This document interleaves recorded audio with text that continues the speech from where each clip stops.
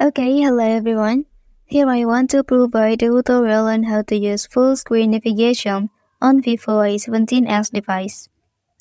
Okay, you can use full screen navigations on this device by doing the steps.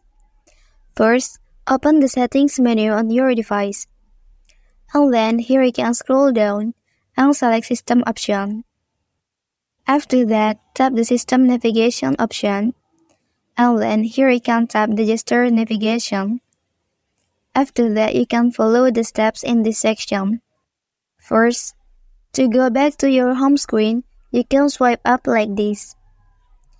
And then, to view background apps, you can swipe up from the bottom and hold. And then finally, to get back, you can swipe inward from the left or right edge of the screen like this. Well, that's the tutorial on how to use full screen navigation on Vivo Y17s device. If you are helped by this video, don't forget to like and subscribe to get other information from this channel. Thank you.